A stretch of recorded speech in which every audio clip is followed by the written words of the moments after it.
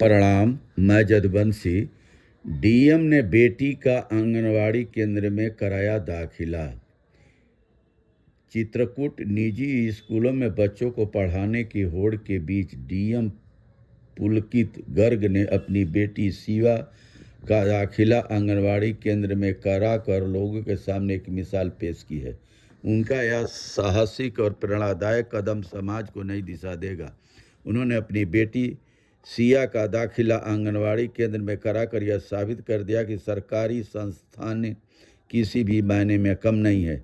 DM पुलकित गर्ग अपने 3 वर्षीय बेटी सिया और पत्नी को लेकर मुख्यालय करबी स्थित धनुष चौराहे के पास कंपोजिट विद्यालय के आंगनवाड़ी केंद्र पहुंचे। उन्होंने बेटी सिया का आंगनवाड़ी केंद्र में दाखिला कराया। शनिवार को सिया अन्य बच्चों के साथ काफ़ी खुश नजर आई। वह बच्चों के साथ खेलती हुई रही। केंद्र में भी उसकी अच्छी तरह से ध्यान रखा गया। डीएम पुलकित गर्ग ने कहा कि परिषदीय स्कूलों आंगनवाड़ी केंद्रों के में संसाधनों की कोई कमी नहीं है और शैक्षिक गुणवत्ता भी संतोषजनक है। उन्होंने अपील की कि लोग दिखावे की दौड़ से बाहर निकलें और सरकारी योजनाओं पर भरोसा करें। अपने बच्चों का नामांकन सरकारी स्कूलों और आंगनवाड़ी केंद्रों में कराएं। उन्होंने अन्य अफसरों और समाज के लिए भी सीख दिया। डीएम की यह पहल न केवल आम जनता के लिए प्रेरणा है बल्कि अन्य अधिकारियों और संपन्न वर्ग के लोगों के लिए भी एक सीख है कि यदि वे स्वयं सरकारी संस्थाओं पर भरोसा दिखाएं तो जनता का विश्वास अपने आप मजबूत होगा।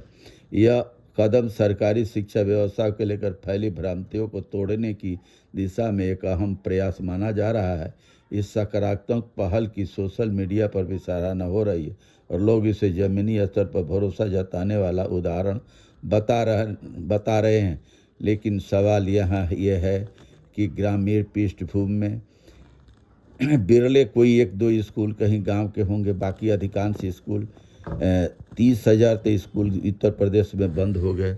69,000 शिक्षकों की भर्ती हुई 2017 में। योगी आदित्यनाथ जी के ही दौर से अभी भी हाई कोर्ट ने फैसला दिया पिछड़ों और दलितों का आरक्षण छीन के सामान्य वर्ग के भी कोटे से भर दिया।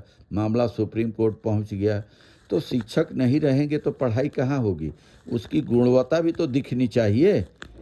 पढ़ाई की शिक्षा जो उत्तर प्रदेश की शिक्षा है वो उसको दिखती भी तो चाहिए। डबल इंजन की जहाँ जहाँ सरकारें हैं, छत्तीसगढ़ में किताबें कबाड़ी की दुकान पर मिलती हैं।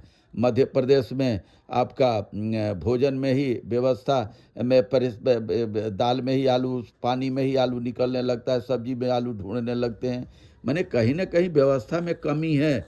बिरले 1-2 हो सकते हैं मगर समाज में शिक्षा का जो सरकारी नौकरी तो सबको चाहिए, मगर सरकारी स्कूल और सरकारी हॉस्पिटल अगर ये दोनों की सुविधाएं अगर गांव लेवल पर बढ़िया कर दिया जाए, कि स्कूल भी बढ़िया हो तो डॉक्टर भी रुकेगा और हॉस्पिटल बढ़िया हो तो टीचर भी बढ़िया पढ़ाएगा वो गांव में रह करके, क्योंकि गांव वालों की भी सुविधा देता है।